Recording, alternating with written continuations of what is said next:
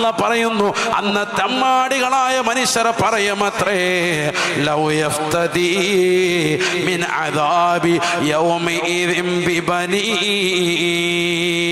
അല്ലാഹുവേ, എൻ്റെ പ്രിയപ്പെട്ട മകനെ നിനക്ക് ഞാൻ നൽകാം. അല്ലാ, ഈ നരകത്തിലേക്ക് എന്നെ നീ പ്രവേശിപ്പിക്കരുത്. 3000 വർഷം നിരന്തരമായി കത്തിക്കപ്പെട്ട നരകത്തെ കൺമുന്നിൽ കാണുമ്പോ വാപ്പ അല്ലാഹുവിനോട് പറയുകയാണ്, അല്ലാഹുവേ പടച്ച റബ്ബേ, എന്റെ മകനെ നിനക്ക് ഞാൻ നൽകാം. അല്ലാ, എന്നെ നരകത്തെ തൊട്ട് നീ വിദൂരമാക്കണം, എന്നെ നരകത്തിൽ പ്രവേശിപ്പിക്കരുത്. എന്റെ മകനെ നിനക്ക് പകരമായി ഇടാൻ ഞാൻ നൽകാം. അല്ലാ, തീർന്നില്ല. വസാഹിബതിഹി വഅഖീ, സ്വന്തം ഭാര്യയെ വിളിച്ചുകൊണ്ടുവരുകയാണ്, സ്വന്തം കൂടപ്പിറപ്പിനെ വിളിച്ചുകൊണ്ടുവരുകയാണ്, സ്വന്തം സഹോദരനെ നരകത്തിരിടാൻ തയ്യാറാകുകയാണ്. ഇന്നലെ വരെ കൂടെ കടന്നിരുന്ന് ചുംബനം നൽകിയ പ്രിയപ്പെട്ട ഭാര്യയെ, ഭർത്താവിനെ നരകത്തിരിടാൻ തയ്യാറാവുകയാണ്. എനിക്ക് സ്വർഗം പുൽകണം, എനിക്ക് നരകത്തിൽ കടക്കാൻ പറ്റില്ല, ഈ നരകത്തിന്റെ ചൂട് എനിക്ക് പ്രയാസമാണ്. നരകത്തിന്റെ ചൂട് നാളെ മഹ്ശറിൽ വെച്ചുകൊണ്ട് നേർക്ക് നേരെ അടിച്ചു വീശുമ്പോ തമ്മാടിയാകുന്ന മനുഷ്യൻ പറയുന്ന ഡയലോഗാണ്, അല്ലാഹുവേ, എന്റെ ഭാര്യയെ നിനക്ക് നൽകാം. അല്ലാ, എന്റെ മകനെ നിനക്ക് നൽകാം. അല്ലാ, എന്റെ സഹോദരനെ നിനക്ക് നൽകാം. അല്ലാ, തീർന്നില്ല. വഫസീലതിഹില്ലതി തുവീ,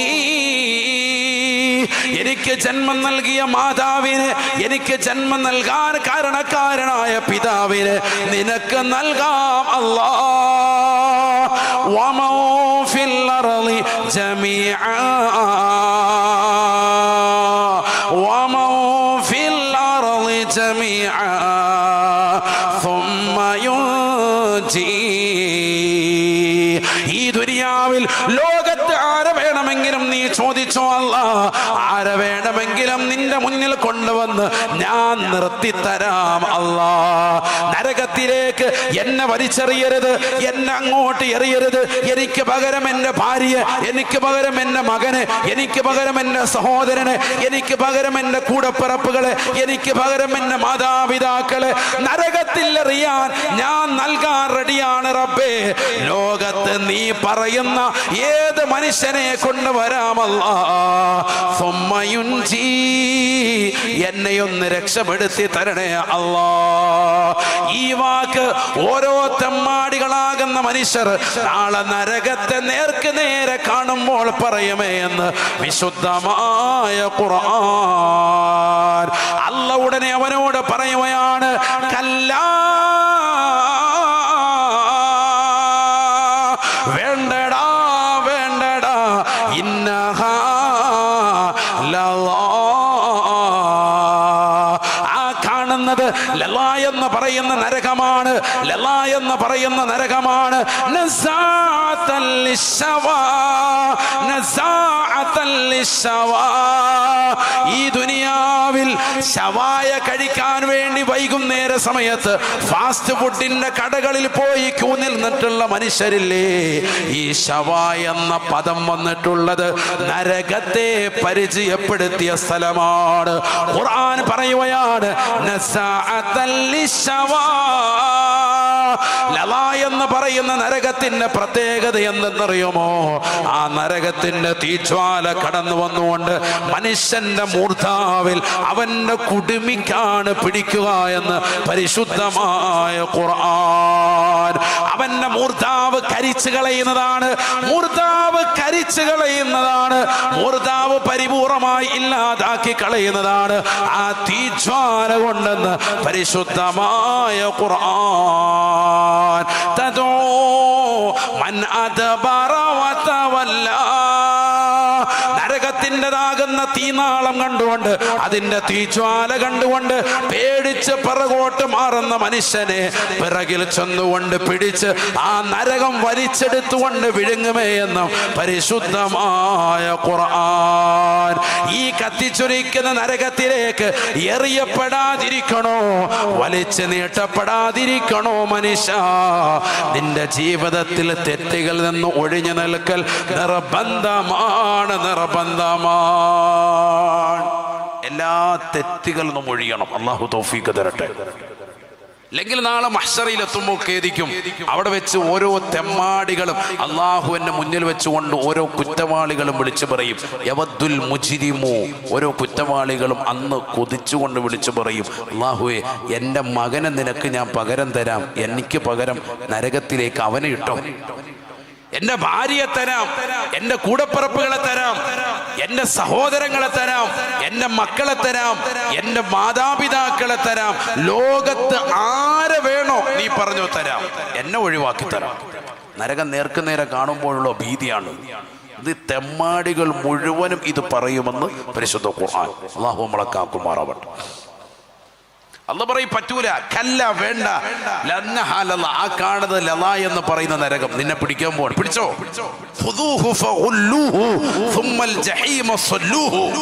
പിടിക്കവനെ. മലക്കളോട് പറയാൻ ഇനി സമയമില്ല, പിടിച്ച് കയ്യും കാലും ചങ്ങല കൊണ്ട് ബന്ധിച്ചിട്ട് വലിച്ചങ്ങോട്ട് ഇട്ടു. കാരണം ഇവിടെ കുറെ വർഷം ജീവിച്ചില്ലേ. അവലം നുഅമ്മിറുകും മാ യതദക്കറു ഫീഹി മൻ തദക്കർ വജാഅകുമുൻ നദീർ.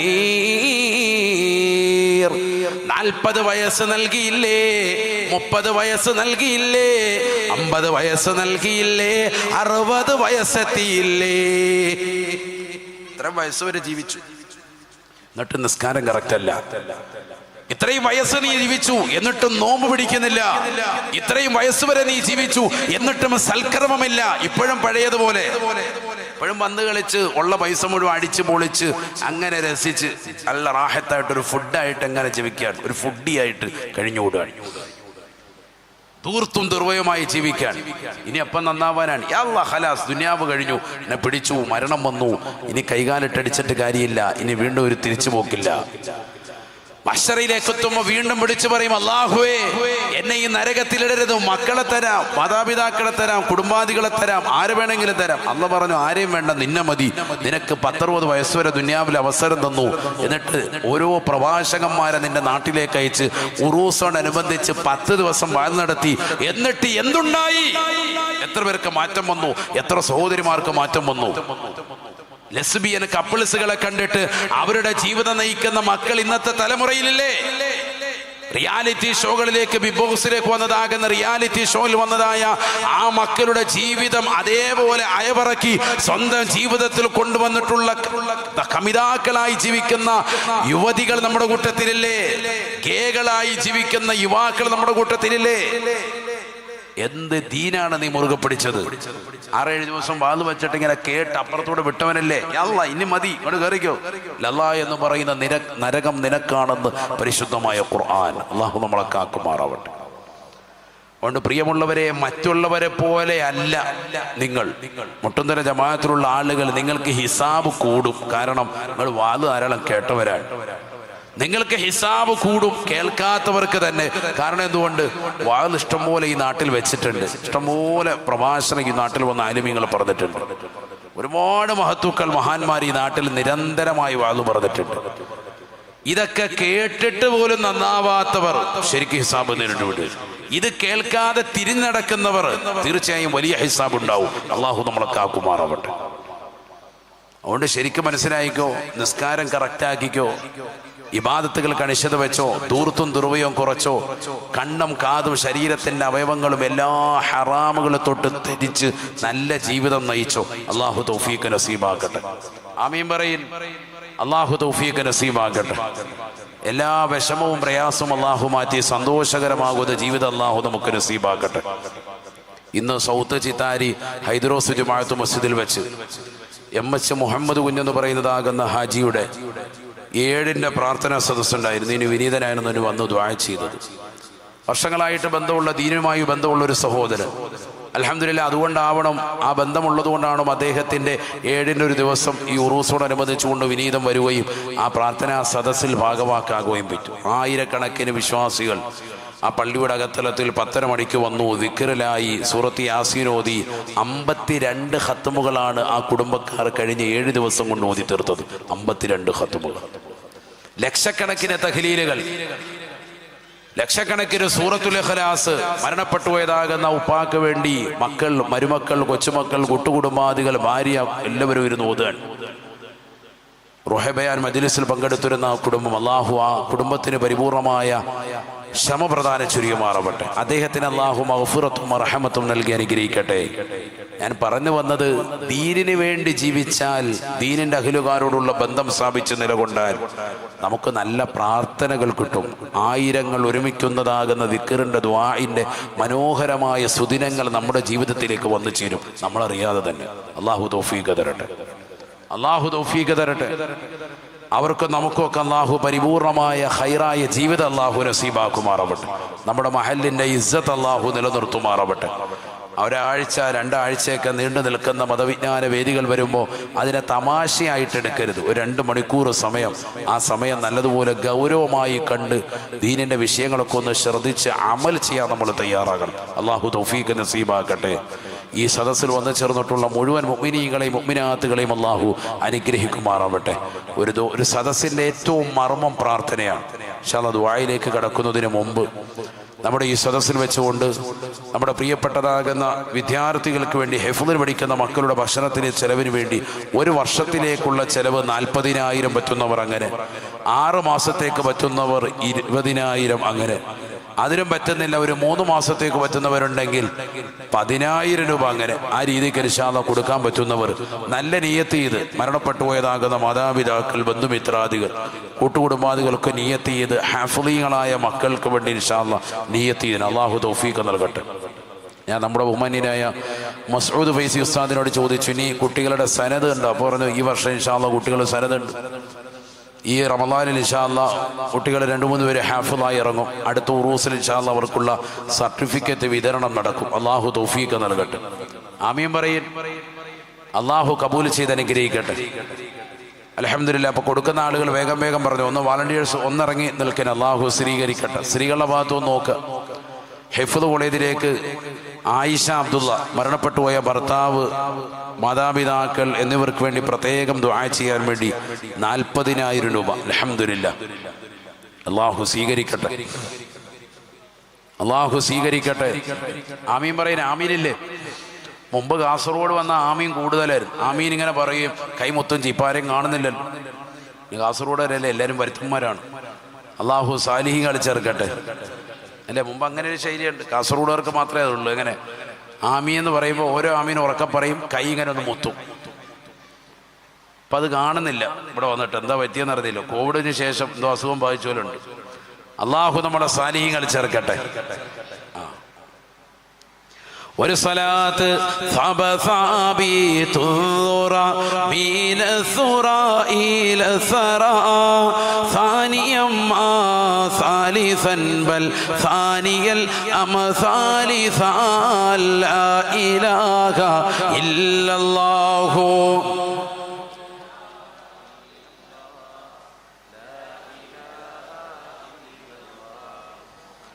അള്ളാഹുവെ സ്വീകരിക്കണേ അല്ലാ. ആയിഷ എന്ന സഹോദരിക്ക് അവർക്ക് നീ പരിപൂർണമായ ആഫിയത്ത് കൊടുക്കണേ അല്ലാ. മരണപ്പെട്ടു പോയവരുടെ ഭർത്താവിന്റെ മാതാപിതാക്കൾക്ക് പരിപൂർണമായ മഗ്ഫിറത്തും റഹ്മത്തും നൽകണേ അല്ലാ. 40,000 രൂപ അവർ നിയ്യത്ത് വെച്ചിട്ടുണ്ട്. അവരുടെ ജീവിതത്തിൽ സന്തോഷം കൊടുക്കണേ അല്ലാ. ഒരു കുട്ടിയുടെ 1 വർഷത്തേക്കുള്ള ഹിഫ്ള് പഠിക്കുന്ന പൊന്നുമോന്റെ ചെലവേറ്റെടുത്ത അവരുടെ ജീവിതത്തിൽ ജീവിതാനന്ദം കൊടുക്കണേ അല്ലാ. ജീവിതാനന്ദം കൊടുക്കണേ അല്ലാ. എല്ലാ വിഷമങ്ങളും പ്രയാസങ്ങളും മാറ്റണേ അല്ലാ. റാഹത്തായ ജീവിതം കൊടുക്കണേ അല്ലാ. മനസ്സിലേതെല്ലാം നീറുന്ന പ്രയാസങ്ങളുണ്ടോ ഈ സദസ്സിന്റെ ബറക്കത്തുകൊണ്ട് ആ പ്രയാസങ്ങൾ മുഴുവനും നീക്കി കൊടുക്കണേ അല്ലാ. റിസ്ഖ് വിശാലമാക്കണേ അല്ലാ. റാഹത്തായ ജീവിതം സാധ്യമാക്കണേ അല്ലാഹു തൗഫീഖ് നൽകട്ടെ. ഒന്ന് നോക്കണേ, വളണ്ടിയേഴ്സ് ഒന്ന് നോക്ക്. ഇൻഷാ അല്ലാഹ് അല്ലാഹു സ്വീകരിക്കട്ടെ. കഴിഞ്ഞ ദിവസം മിനിഞ്ഞാന്ന് മരണപ്പെട്ടു പോയ റുഖിയ എന്നവർക്ക് വേണ്ടി മക്കൾ പ്രത്യേകം ദുആ ചെയ്യാൻ വേണ്ടി നമ്മുടെ ഹിഫ്ളുൽ ഖുർആൻ കോളേജിലേക്ക് 25,000 രൂപയും അതുപോലെ പള്ളിക്ക് 25,000 രൂപയും അങ്ങനെ 50,000 രൂപ അൽഹംദുലില്ലാഹ് അല്ലാഹു സ്വീകരിക്കട്ടെ. അല്ലാഹുവേ സ്വീകരിക്കണേ റബ്ബേ, കബൂലാക്കണേ അല്ലാ. മരണപ്പെട്ടു പോയവരുടെ ദറജ ഉയർത്തണേ നാഥാ, ഖബർ ജീവിതം സന്തോഷത്തിലാക്കണേ അല്ലാ. പള്ളിക്ക് വേണ്ടിയും ഹിഫ്ളുൽ ഖുർആനിന് വേണ്ടിയും 2 നിലക്കും 25,000 പറഞ്ഞവരാണ്. 50,000 തന്നെ ദീനിന് വേണ്ടി മാറ്റിവെച്ചവരാണ്. അവരുടെ ദറജ ഉയർത്തണേ നാഥാ. മരണപ്പെട്ടു പോയ ആ സഹോദരിയുടെ ദറജ ഉയർത്തണേ അല്ലാ. അവരുടെ മക്കളുടെ സദഖ കബൂലാക്കണേ അല്ലാ. മരണപ്പെട്ടു പോയവർക്ക് വേണ്ടി ചെയ്തിട്ടുള്ള നന്മയാണ്. ഏകാന്തപതികരായ ഖബറിൽ വസിക്കുമ്പോ കാരുണ്യത്തിന്റെ മലക്കുകൾ ഈ സദഖയുടെ പ്രതിഫലവുമായ ഖബറിൽ ചെന്ന് അവർക്ക് പ്രത്യേകം സന്തോഷം പകരം കൊടുക്കണേ അല്ലാ. മക്കൾ ചെയ്യുന്ന നന്മ കണ്ടുകൊണ്ട് ആ പ്രിയപ്പെട്ട ഉമ്മാക്ക് ഖബറിൽ ആനന്ദം കൊടുക്കണേ അല്ലാ. അല്ലാഹു തൗഫീഖ് നൽകട്ടെ.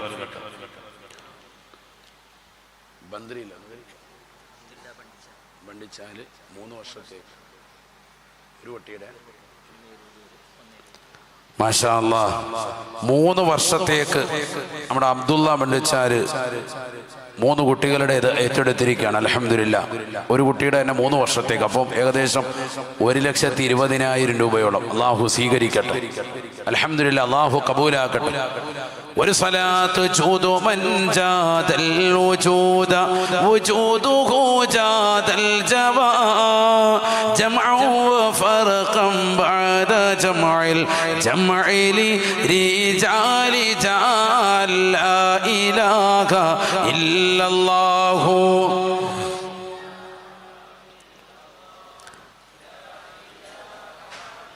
അല്ലാഹുവേ സ്വീകരിക്കണേ റബ്ബേ, കബൂലാക്കണേ അല്ലാ. ഒരു കുട്ടി ഹാഫിളാകാൻ 3 വർഷമാണ് സാധാരണ കാലയളവ്. അതുകൊണ്ട് തന്നെയാണ് 3 വർഷത്തേക്ക് ഏറ്റെടുക്കുന്നത്. ഒരു ഹാഫിളിനെ പരിപൂർണമായി ഏറ്റെടുക്കുകയാണ്. അല്ലാഹുവേ അബ്ദുള്ള എന്ന സഹോദരന് നീ ബറക്കത്ത് ചൊരിയണേ അല്ലാ. ജീവിതാന്ത്യം ജീവിതാനന്ദം കൊടുക്കണേ അല്ലാ. എല്ലാ വിഷമങ്ങളും പ്രയാസങ്ങളും മാറ്റി കൊടുക്കണേ അല്ലാ. ഹലാലായ സാമ്പത്തികം നൽകണേ അല്ലാ. ഖൈറായ റിസ്ക് കൊടുത്ത് അനുഗ്രഹിക്കണേ അല്ലാ. ദുനിയാവിലും ആഖിറത്തിലും വിജയികളുടെ കൂട്ടത്തിൽ ഉൾപ്പെടുത്തണേ അല്ലാ. പരലോകത്തേക്ക് ചേർക്കുന്ന നല്ല സദഖയായി സദഖയെ സ്വീകരിക്കണേ അല്ലാ. ഏതെല്ലാം നിയത്ത് മനസ്സിലുണ്ടോ സാധൂകരിച്ചു കൊടുക്കണേ അല്ലാ.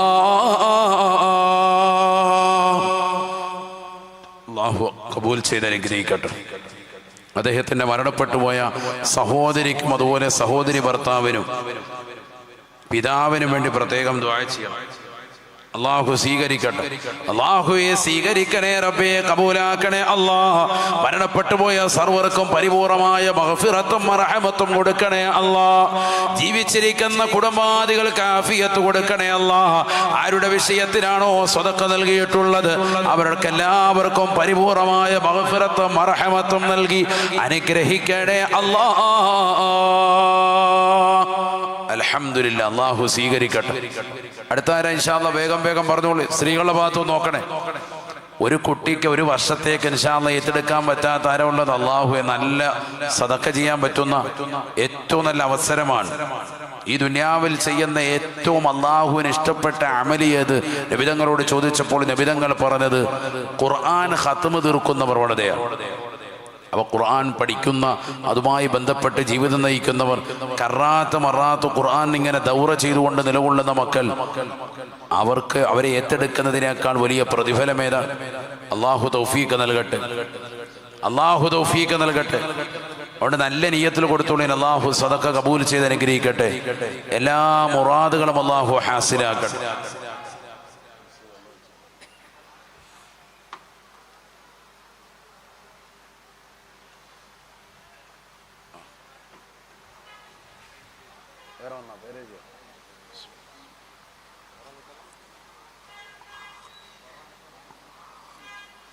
അള്ളാഹു സ്വീകരിക്കട്ടെ.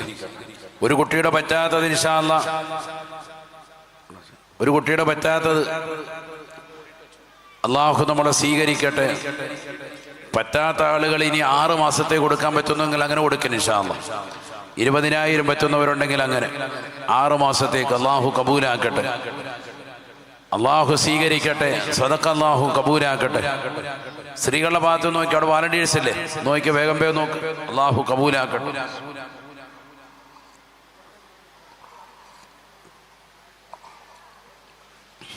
അൽഹംദുലില്ലാ, അള്ളാഹു കബൂൽ ചെയ്ത് അനുഗ്രഹിക്കട്ടെ. ഇടയ്ക്കിടയ്ക്ക് ഇങ്ങനെ പൊട്ടിക്കുന്നതല്ലാണ്, അതാകുമ്പോൾ ഉറക്കം പോകും, നെട്ടുന്നുണ്ട് അല്ലേ. അള്ളാഹു ബർക്കത്ത് ചെയ്യട്ടെ. സാലിച്ചാക്ക് അതുകൊണ്ട് ഉറങ്ങാതിരിക്കുന്നു. ഉറക്കമുണ്ടെങ്കിൽ ഇല്ല, അള്ളാഹു ആഫിയത്ത് കൊടുക്കട്ടെ. എല്ലാ വർഷവും നമ്മുടെ ഭക്ഷണം കൊണ്ട് ഏൽപ്പിക്കപ്പെട്ട മലക്കാണ്. അള്ളാഹു ബർക്കത്ത് ചെയ്യട്ടെ. അള്ളാഹു കബൂലാക്കട്ടെ. അദ്ദേഹം അടക്കം പല ആളുകളും റൂഹ് ബയാൻ മജ്‌ലിസിൽ മുടങ്ങാതെ ഭാഗവാക്കാവുന്ന നാട്ടുകാരുണ്ട്, സഹോദര സഹോദരിമാരുണ്ട്. എല്ലാവർക്കും അള്ളാഹു സന്തോഷവും ബർക്കത്തും നൽകി അനുഗ്രഹിക്കട്ടെ. ഈ സ്നേഹബന്ധവും ഐക്യവും ഈ കൂട്ടായ്മയും അള്ളാഹു കബൂലാക്കുമാറാവട്ടെ. നാളെ ഞങ്ങൾക്ക് തെക്ക് ഭാഗത്തുള്ളവർക്ക് വോട്ടിൻ്റെ ദിവസമാണ്. അതുകൊണ്ട് തന്നെ ഞാൻ പലപ്പോഴായി വരുന്നില്ല എന്ന് പറഞ്ഞ് ഇങ്ങനെ മുടക്കം പറഞ്ഞെങ്കിലും ബദറും അതുപോലെ തന്നെ കൈസും കൂടി നിർബന്ധമായിട്ടും വന്നേ പറ്റുള്ളൂ എന്ന് പറഞ്ഞ് എപ്പോഴും തന്നെ ഒരു ദിവസം ഒരു 10 വട്ടം വിളിച്ച് രാസ്വിൻ എന്തായാലും എത്തി. അള്ളാഹു നമ്മളെ സാലിഹ്യങ്ങൾ ചേർക്കട്ടെ. അവരുടെ നമ്മുടെ ദീനിനും അഹ്ലുകാരോടുള്ള ഈ സ്നേഹബന്ധം അള്ളാഹു കബൂൽ ചെയ്ത് അനുഗ്രഹിക്കുമാറാവട്ടെ. ഇതിൻ്റെ പ്രവർത്തകരായി നിലകൊള്ളുന്ന ഒരുപാട് ചെറുപ്പക്കാരുണ്ട്. ഗൾഫിൽ നിന്ന് ഈ സമയമാകുമ്പോൾ ഉറൂസുമായി ബന്ധപ്പെട്ടുകൊണ്ട് ലീവ് എടുത്ത് ഇതിൻ്റെ വിജയത്തിന് വേണ്ടി വന്നുകൊണ്ട് നിലകൊള്ളുന്ന ധാരാളം ആളുകൾ നമ്മുടെ ഈ സ്ഥാപനത്തെയൊക്കെ വളരെ നല്ല രീതിയിൽ മുന്നോട്ട് കൊണ്ടുപോകാൻ വേണ്ടി പരിശ്രമിക്കുകയും ഇത്തരത്തിലുള്ളൊരു സ്ഥാപനം നമ്മുടെ മുട്ടുന്തലേക്ക് അനിവാര്യമാണെന്ന് മനസ്സിലാക്കിക്കൊണ്ട് അതിൻ്റെ പിന്നിൽ പ്രവർത്തിച്ചുകൊണ്ട് ഹിഫ്ളുൽ ഖുർആന് വേണ്ടി വളരെ കരുതലോടുകൂടി നിലകൊള്ളുകയും ചെയ്യുന്ന ധാരാളം ചെറുപ്പക്കാർ, അൽഹംദുലില്ലാ, യുവാക്കൾ, അവർക്ക് എല്ലാവിധ പിന്തുണയും കൊടുക്കുന്ന പ്രിയപ്പെട്ട കാരണവന്മാർ, പ്രായം ചെന്ന ധാരാളം മഹത്തുക്കൾ. അള്ളാഹു നമ്മുടെ കാരണവന്മാർ, ഉമറാക്കൾക്കും ചെറുപ്പക്കാർക്കും എല്ലാം എല്ലാവിധ ഐശ്വര്യവും ബറക്കത്തും അള്ളാഹു നസീബാക്കട്ടെ. സമ്പൽ സമൃദ്ധി അള്ളാഹു നസീബാക്കുമാറാവട്ടെ. ദുനിയാവിലും ആഖിറത്തിലും അള്ളാഹു നമ്മെ ഇവരെയും വിജയികളുടെ കൂട്ടത്തിൽ ഉൾപ്പെടുത്തി അനുഗ്രഹിക്കട്ടെ. വോട്ട് നിങ്ങൾക്കുണ്ട്. അടുത്ത ദിവസം 11-ാം തീയതി ഇവിടെ വോട്ട് അല്ലേ? വോട്ട് എല്ലാവരും ചെയ്യണം. വോട്ട് നമ്മുടെ അവകാശമാണ്.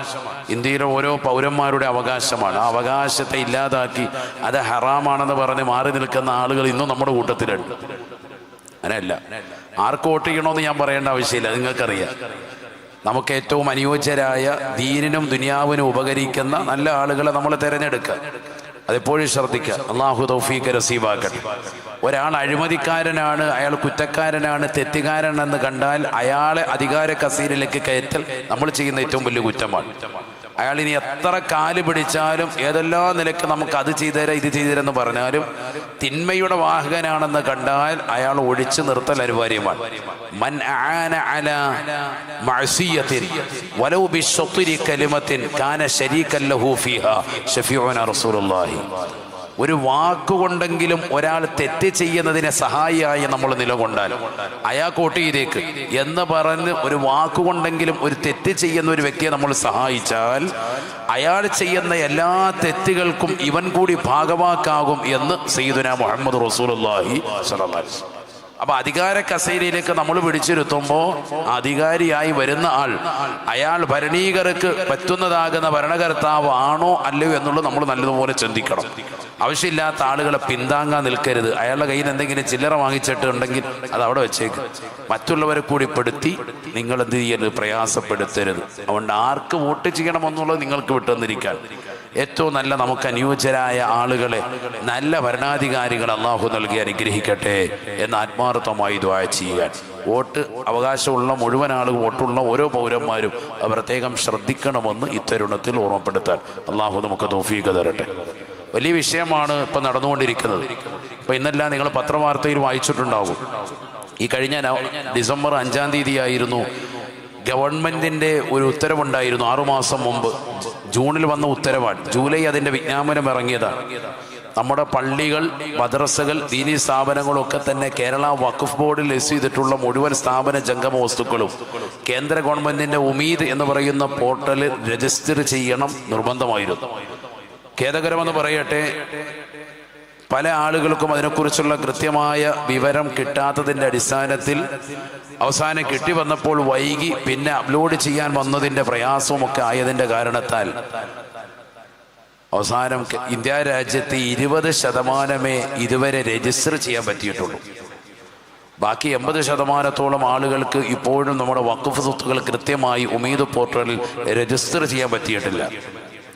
SIRന്റെ ഒരു തീവ്ര പരിഷ്കരണം വന്നതുപോലെ തന്നെ നമ്മുടെയൊക്കെ പള്ളികളുടെ വിഷയത്തിൽ, വഖഫ് സ്വത്തിന്റെ വിഷയത്തിൽ വേഗം തന്നെ കേന്ദ്ര ഗവൺമെന്റിന്റെ ഈ പോർട്ടൽ രജിസ്റ്റർ ചെയ്യണമെന്ന് പറഞ്ഞ് ഈ കഴിഞ്ഞ 6 മാസത്തിനിടയിൽ ഒരു നിയമം വന്നു. അതിൻ്റെ ലാസ്റ്റ് ഡേറ്റ് ഈ കഴിഞ്ഞ ഡിസംബർ 5-നായിരുന്നു, കഴിഞ്ഞ ദിവസം.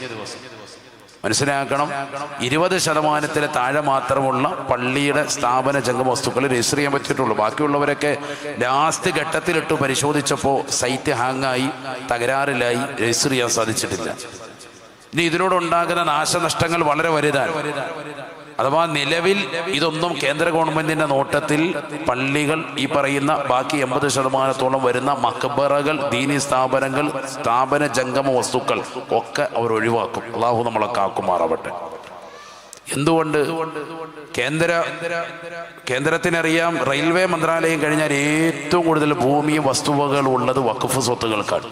ഇത് മുഴുവനും കണ്ടെടുക്കാനുള്ള ഒരു തീരുമാനമാണ് ഇതിൻ്റെ പിന്നിൽ പ്രവർത്തിക്കുന്നത്. നോക്കൂ നിങ്ങൾ, ന്യൂനപക്ഷങ്ങളാകുന്ന മുസ്ലിം സമുദായത്തിൻ്റെ മേൽ മാത്രമുള്ള ഇത്തരത്തിലുള്ള കുതിര കയറൽ തുടങ്ങിയിട്ട് കാലമേറെയായി. ഇന്നും നമ്മുടെ സമുദായത്തിന്റെ വിഷയത്തിൽ മാത്രമാണ്. ദേവസ്വം ബോർഡിന്റെ വിഷയത്തിലോ ക്രൈസ്തവരുടേതാകുന്ന ആതുര സേവന രംഗത്തോ അവരുടെ ദേവാലയങ്ങളിലോ ഒന്നും ഈ വിഷയമില്ല. അവരുടെ വസ്തുവകളൊന്നും ഈ നിയമപ്രഖ്യാപനങ്ങളില്ല. മുസ്ലിമീങ്ങളുടെ വഖഫ് സ്വത്തുക്കൾ മാത്രം കണ്ടെടുക്കണമെന്നുള്ള ഒരൊറ്റ ലക്ഷ്യത്തിന്മേൽ മാത്രമാണ് ഇത്തരത്തിലുള്ള വിജ്ഞാപനം പുറപ്പെടുവിച്ചത്. അവസാനം സമസ്തയുടെ പ്രിയപ്പെട്ട ഉലമാക്കളടക്കം ഈ വിഷയത്തിൽ സുപ്രീം കോടതിയെ സമീപിച്ചുകൊണ്ട് ഈ ഡിസംബർ 5 എന്നുള്ള ഡേറ്റ് ഒരല്പം കൂടി നീട്ടിത്തരണമെന്ന് പറഞ്ഞു. ഒരു 6 മാസം കൂടി. അതും സമ്മതിച്ചില്ല, അത് ഒഴിവാക്കി.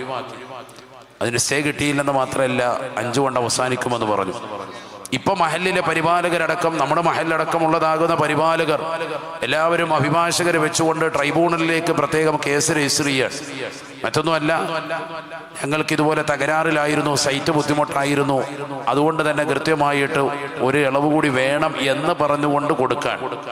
ചിലപ്പോൾ അത് തള്ളാം, കാരണം സുപ്രീം കോടതി ഓൾറെഡി തള്ളിയിട്ടുള്ളത് കൊണ്ട് അവർക്ക് അത് പറഞ്ഞുകൊണ്ട് തന്നെ തള്ളൽ അവർക്ക് പറ്റുന്നതാണ്. ഏതുമായിക്കോട്ടെ, അള്ളാഹു നമുക്ക് പരിപൂർണ സംരക്ഷണം നസീബാക്കുമാറാവട്ടെ. ഞാനിത് പറയുന്നത് നമ്മളിതൊന്നും അറിയാതെ, കാലിനടിയിലെ മണ്ണ് ഒലിച്ചു പോകുന്നത് അറിയാതെ ഇന്നും അങ്ങോട്ടും ഇങ്ങോട്ടും പല വിഷയങ്ങൾ പറഞ്ഞ് പോരടിച്ചുകൊണ്ടിരിക്കുകയാണ് ഈ സമുദായത്തിൻ്റെ മക്കൾ. അതുകൊണ്ട് ഏറ്റവും കൂടുതൽ ഐക്യപ്പെട്ട് നിൽക്കേണ്ട ഈ സമുദായം ഏറ്റവും കൂടുതൽ പരസ്പരം സ്നേഹത്തിലും സൗഹാർദ്ദത്തിലും നിലകൊള്ളേണ്ട സമയമാണ് ഞാൻ ഈ പറഞ്ഞ സമയം. നമ്മുടെ മഹല്ലുകളുടെ വിഷയത്തിൽ നമ്മുടെ ദീനീ സ്ഥാപനങ്ങളും നമ്മുടെ പള്ളി വക സ്വത്തുക്കളും ഒക്കെ നഷ്ടപ്പെട്ടു പോകാൻ ഹേതുവായി തീരും. 2 മാസമായില്ല ഒരു നിയമം സുപ്രീം കോടതി പാസ്സാക്കിയിരുന്നു. അത് മറ്റൊന്നുമല്ല, വഖഫ് ബൈ യൂസർ എന്നുള്ള നിയമം എടുത്തു കളഞ്ഞിരുന്നു. എന്താണ് വഖഫ് ബൈ യൂസർ? നൂറ്റാണ്ടുകളായി പള്ളികളായി, മദ്രസകളായി, ദീനീ സ്ഥാപനങ്ങളായി നിലനിന്നിരുന്ന പള്ളികൾ, സ്ഥാപനങ്ങൾ, ദർഗകൾ, മക്കാമുകൾ തുടങ്ങിയിട്ടുള്ളതൊക്കെ തന്നെ ഇനി ഉപയോഗത്തിലൂടെ ഒന്നും വഖഫല്ല. അതിനൊക്കെ എന്ത് വേണം? രേഖ വേണം. നൂറ്റാണ്ടുകളായി ഉപയോഗത്തിലൂടെ വഖഫായി വന്നിരുന്നതൊന്നും രേഖയില്ല. കാരണം എന്താ? വർഷങ്ങളായി അതിന്. ഇതൊക്കെ രേഖ വേണമെന്ന് പറയുന്നത് ഇപ്പോഴാണ്. അതിനു മുമ്പ് തന്നെ പള്ളിയായി, ദർഗകളായി നിലനിന്നിരുന്ന എത്രയോ പഴക്കം ചെന്ന പള്ളികൾ ഇന്ത്യ രാജ്യത്തുണ്ട്. അതിൻ്റെയൊക്കെ രേഖകളില്ല എന്ന് കൃത്യമായിട്ടറിയാം. അത് പള്ളിക്ക് മാത്രമല്ല, ഹൈന്ദവ ക്ഷേത്രങ്ങൾക്ക് അങ്ങനെ തന്നെയാണ്, ക്രൈസ്തവ ദേവാലയങ്ങൾക്ക് അങ്ങനെ തന്നെയാണ്. പഴയ ക്ഷേത്രങ്ങൾക്കും പഴയതാകുന്ന ദേവാലയങ്ങൾക്കും ഒന്നും ആധാരം നോക്കിയാൽ കാണൂല. അപ്പൊ അതൊന്നും ഇല്ലെങ്കിൽ ഇനി വഖഫ് ബൈ യൂസർ, ഉപയോഗത്തിലൂടെ ഏതെല്ലാം വസ്തുവകകൾ വന്നിട്ടുണ്ടോ അതൊന്നും തന്നെ ഇനി വഖഫ് സ്വത്ത് അല്ല എന്ന് സുപ്രീം കോടതിയുടെ വിധി വന്നു. അല്ലാഹു മുളക്കാക്കുമാറാവട്ടെ. ഇതൊന്നും അറിയാത്ത നമ്മൾക്കിടയിൽ ഇന്നും ആളുകളുണ്ട്. ആരെങ്കിലും ഒരാൾ കേസ് ഉന്നയിച്ചാൽ തീർന്നു, അതൊന്നും ഇനി സുപ്രീം കോടതി പോലും നിലനിൽക്കൂല. കാരണം ഓൾറെഡി സുപ്രീം കോടതി വിധി വന്നതാണ്. കേസ് എവിടെയും ഏറ്റെടുക്കൂല, ഒരു കോടതിയിലും ഏറ്റെടുക്കൂല, എല്ലാം അത് എഴുതി തള്ളും. അള്ളാഹു നമ്മളെ കാത്തു സംരക്ഷിക്കട്ടെ. അതിൻ്റെ അനുരണങ്ങളാണ് നമ്മൾ കണ്ടുകൊണ്ടിരിക്കുന്നത്. നവംബർ 24 നമ്മുടെ പ്രധാനമന്ത്രി പോയിട്ട് ധ്വജാരോഹണം നടത്തിക്കൊണ്ട് രാമക്ഷേത്രത്തിൻ്റെ കൊടി ആകാശത്തേക്ക് ഉയർത്തിയിട്ട് അദ്ദേഹം പറഞ്ഞു, ഈ രാജ്യം ഇനി സമാധാനത്തിലേക്ക് പോവാണ്, രാമരാജ്യമാകാൻ പോവാണ്, എല്ലാവരും നന്നായിക്കോളാം. നമ്മളെല്ലാവരും ശ്രദ്ധിച്ചിട്ടുണ്ടാവും. 2020 അവിടെ വന്നുകൊണ്ട് ഭൂമി പ്രതിഷ്ഠ നടത്തി.